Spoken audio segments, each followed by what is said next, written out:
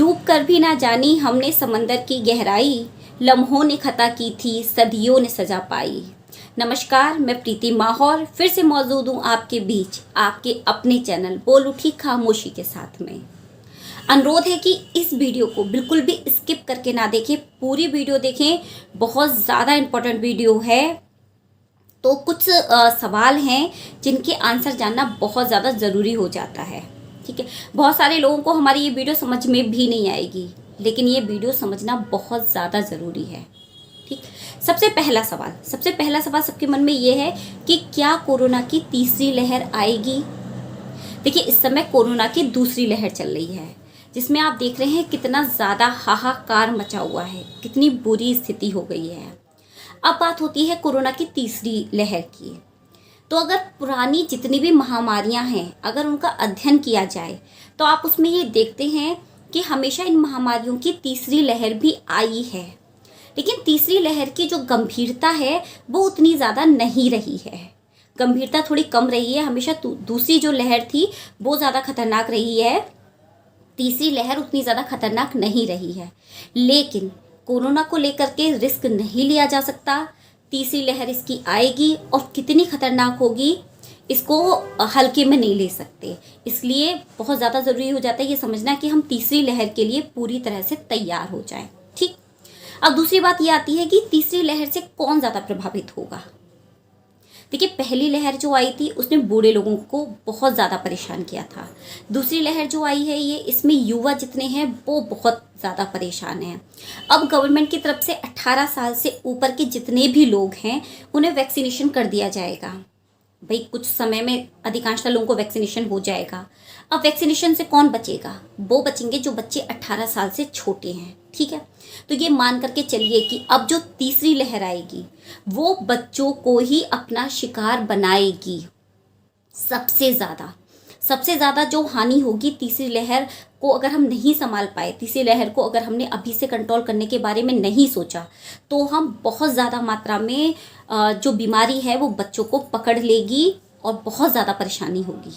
ठीक है, अब सवाल ये पैदा होता है कि ये लहर कब आएगी।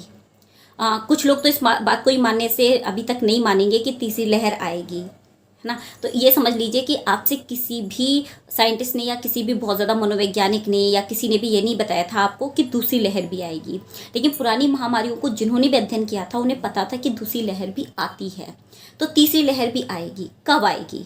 देखिए, बीमारी जो ये कोरोना वायरस है ना, ये वायरस जो है ये बहरूपिया वायरस है। ये रूप अपना बार बार बदल लेता है। तो ये जब अब आएगा तो ये फिर से रूप बदल करके आएगा, अपना अलग तरीके से प्रभाव डालेगा। और ये कुछ लोग बोल रहे हैं कि अगस्त में आ जाएगी इसकी तीसरी लहर। ठीक है, अगस्त में कोरोना वायरस हो सकता है अपना रूप बदल कर आ जाए, लेकिन लहर कोरोना वायरस की अगस्त में नहीं आ पाएगी। उसके पीछे कारण क्या है? देखिए, इस समय चल रही है मई। इस समय लोग इतना ज़्यादा डरे हुए हैं कि अधिकांशतः लोग बहुत ज़्यादा प्रिकॉशन ले रहे हैं। लोग घर में बंद हैं, बहुत ज़्यादा प्रॉब्लम है तभी घर से निकल रहे हैं। बहुत बच्चों को तो बिल्कुल ही बाहर नहीं निकलने दे रहे हैं इस समय। तो अगस्त तक भी ये चीज़ हमारे दिमाग में रहेगी। अगस्त तक भी हम बच्चों को बाहर नहीं निकलने देंगे। ये लहर कब आएगी?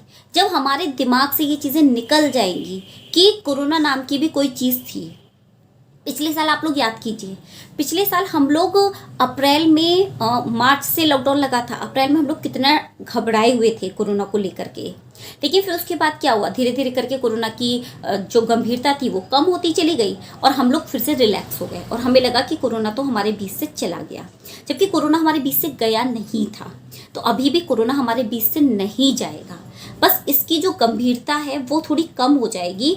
और जब हम इसे भूल जाएंगे, लापरवाह हो जाएंगे इसे लेकर के, तब ये फिर से अपना प्रभाव डालेगा, तब तीसरी लहर आएगी।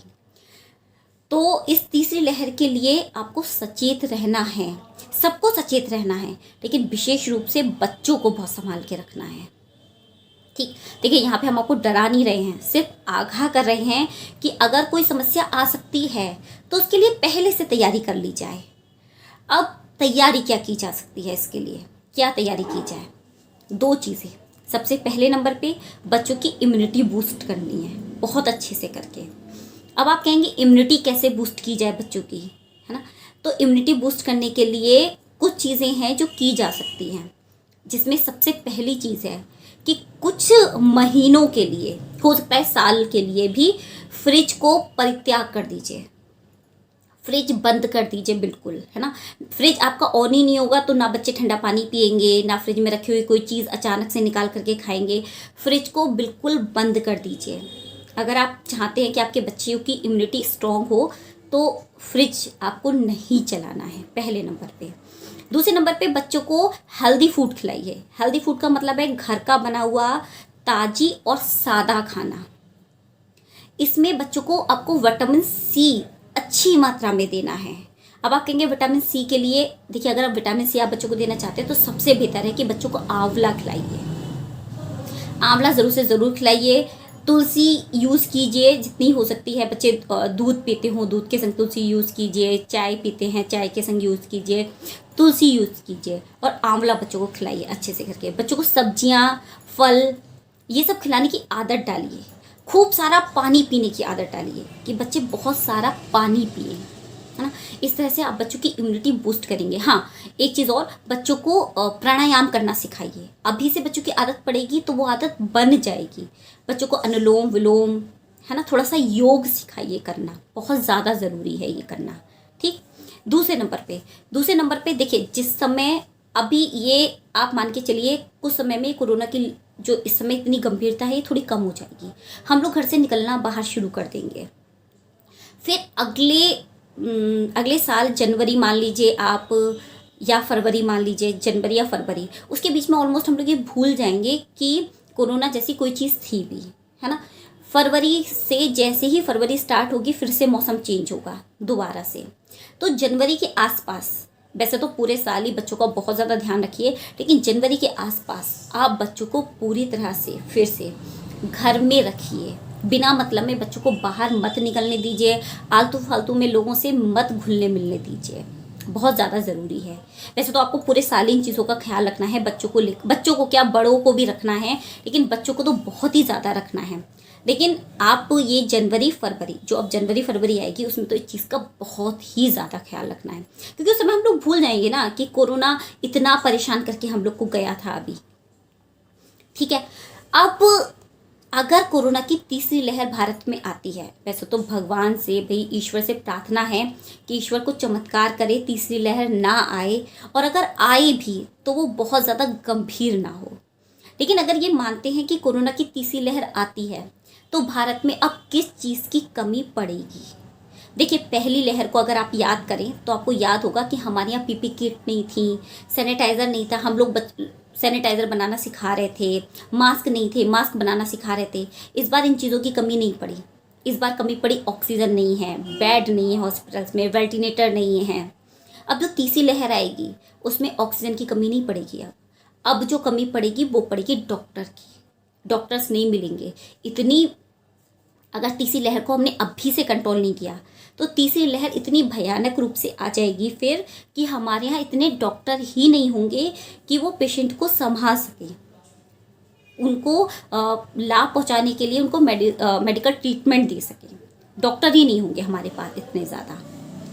अब इससे रोकने के लिए एक बच्चों की इम्यूनिटी बूस्ट करवा दी, सब करवा दिया। अब हम लोग क्या करें, है ना। अब बहुत सीधी सी बात है, इस समय बहुत बड़ी मात्रा में लोगों के दिमाग में चल रहा है कि खूब सारे पेड़ लगाएं। अच्छी बात है कि आप लोग खूब सारे पेड़ लगाएं, लेकिन आप ये चीज़ सोच कर रखिए कि अब आपके पास मुश्किल से 1 साल का समय है तीसरी लहर को आने में। 1 साल बाद तीसरी लहर आएगी इसकी, है ना, उसके बीच में ही आ जाएगी। तो आपके पास इतना समय ही नहीं है कि आप तीसरी लहर के लिए आप आज पीपल का पेड़ लगाएंगे, आज नीम का पेड़ लगाएंगे तो 1 साल बाद कितना बड़ा हो जाएगा। हम यहाँ ये बिल्कुल नहीं कह रहे हैं कि आप ये पेड़ ना लगाएं, बिल्कुल लगाएं, भविष्य के लिए बहुत बेहतर है। लेकिन वो लोग क्या करें जिनके घर में जगह ही नहीं है पेड़ लगाने की, जो लोग फ्लैट में रहते हैं, तो देखिए एक ऐसा पौधा है जो बहुत ज़्यादा केयर नहीं मांगता, जल्दी ग्रोथ कर जाता है और बहुत ज़्यादा फायदेमंद है। वो है तुलसी। जितना ज़्यादा से ज़्यादा हो सके, जितना ज़्यादा हो सके आप अपने घरों में तुलसी का पौधा लगाइए। जिनके पास गार्डन है वो अपने गार्डन में बहुत सारी तुलसी लगाएं, जिनके पास गार्डन नहीं है वो गमलों में बहुत सारी तुलसी लगाएं, क्योंकि तुलसी का पौधा 100% ऑक्सीजन देता है। वो सुबह में भी ऑक्सीजन देगा, रात में भी ऑक्सीजन देगा, और जहाँ तक उसकी खुशबू जाती है तुलसी की, वहाँ तक कोई भी वायरस, बैक्टीरिया, कुछ भी हो वो सारे के सारे खत्म हो जाते हैं, मर जाते हैं। तो वो वातावरण को वैसे ही बहुत ज़्यादा मात्रा में शुद्ध कर देता है। तो तुलसी का पौधा जितना ज़्यादा हो सके वो आप लगाएं, क्योंकि ये बहुत साल नहीं चाहिए, इसको कुछ महीनों में ग्रोथ कर जाएगा। लेकिन इसका मतलब ये नहीं, हम ये बिल्कुल नहीं कह रहे हैं कि आप पेड़ ना लगाएं। जिनके पास भी जगह है जो पेड़ लगा सकते हैं वो बहुत ज़्यादा मात्रा में नीम लगाएं, पीपल लगाएं, बरगद लगाएं, ज़्यादा से ज़्यादा पेड़ लगाएं। ठीक। अब देखिए, कुछ लोगों को हमारी बात अभी भी समझ में नहीं आ रही होगी। कुछ लोग कह रहे होंगे कि बहुत सारे ज्ञान बांटने बैठे हुए हैं, है ना। एक चीज़ ये समझने की कोशिश कीजिए, अभी तक जितनी बातें हमने आपको बताई हैं वो ये मान करके बताई हैं कि ये वायरस जो है वो नेचुरल वायरस है। लेकिन 1 सेकंड को, है ना, 1% आप ये सोच करके देखिए कि ये वायरस अगर नेचुरल वायरस नहीं है, ये आर्टिफिशियल वायरस है और ये थर्ड विश्व युद्ध के समान रहा है। तो आप ये मान के चलिए, किसी भी देश के जो बुजुर्ग होते हैं वो होते हैं मस्तिष्क। पहली लहर में इसने भारत के मस्तिष्क को बर्बाद करा, सबसे ज़्यादा हमने बुजुर्गों को खोया। दूसरी होती है इंसान के शरीर की रीढ़ की हड्डी, वो होते हैं युवा, है ना। तो हमने दूसरी लहर में सबसे ज़्यादा युवाओं को खो दिया, छोटे छोटे एज के लोगों को खो दिया, है ना। कितने सारे युवा ऐसे हैं जो कोरोना के काल का गार बन गए। अब तीसरे नंबर पे आता है दिल, वो है बच्चे। तीसरी लहर आकर के अगर ये आर्टिफिशियल वायरस है तो यकीन मानिए आपके देश का जो दिल है, जो बच्चे हैं, उस पे ही वार करने की सोचेगी। तो इसके लिए आप अभी से तैयार हो जाइए, अभी से आप पूरी की पूरी तैयारी करके रख लीजिए। हाँ, एक चीज़ और बीच में रह गई थी, अपने किचन में से 3 चीज़ों को निकाल कर फेंक दीजिए बिल्कुल। वो है चीनी, मैदा और रिफाइंड। ये आपकी इम्यूनिटी को सबसे ज़्यादा ख़राब करते हैं। और पहली लहर में हम लोगों ने सबसे ज़्यादा गलती यही की थी कि हम लोगों ने अपने घरों में चीनी, मैदा और रिफाइंड ये बहुत ज़्यादा मात्रा में यूज़ किया था। तो अपनी किचन में से वाइट शुगर, चीनी को, मैदा को और रिफाइंड ऑयल को, इसको बिल्कुल भी यूज़ ना करें। नाम मात्र के लिए बहुत ज़्यादा नीडेड है तभी आप इसे यूज़ करें, वरना इनको यूज़ ना करें। देखिए, हमारा मकसद बिल्कुल भी किसी को डराना नहीं है, कुछ घबराहट पैदा नहीं करना है, लेकिन आगाह करना है कि अभी हमारे पास समय है। जो चीज़ हम लोग इस समय भुगत रहे हैं वो आने वाले समय पे हम लोग नहीं भुगते, उससे हम लोग अपना बचाव कर सके, उसके लिए अभी से तैयारी करना शुरू कर दीजिए। तो अगर आप में से कोई किसी लोग को जानने की इच्छा हो कि भाई कोरोना वायरस से अगर कोई व्यक्ति परेशान है तो उसको रिकवर करने के लिए, बेहतर करने के लिए आप क्या कर सकते हैं, अगर आप लोग में भी जानना चाहें तो हमें कमेंट बॉक्स में लिख लें, क्योंकि इस पर भी हमने व्यक्तिगत रूप से बहुत ज़्यादा वर्क किया है। तो फिर मिलते हैं, फिर मिलेंगे एक नए विषय के संग आपके अपने चैनल बोल उठी खामोशी के साथ में। तब तक के लिए हो सकता है ये वीडियो ज़्यादा टाइम तक रहे ही नहीं, यूट्यूब पे इसे डिलीट कर दिया जाए, क्योंकि ये गवर्नमेंट को सपोर्ट नहीं कर रही है, किसी चीज़ को सपोर्ट नहीं कर रही है। पर फिर भी जितने लोग इस वीडियो को देखें वो ज़्यादा से ज़्यादा ये चीज़ लोगों के बीच में डालें कि हमें तीसरी लहर के लिए लापरवाह नहीं होना है, उसके लिए अभी से तैयार रहना है। तो स्वस्थ रहें आप, खुश रहें, तब तक के लिए नमस्कार।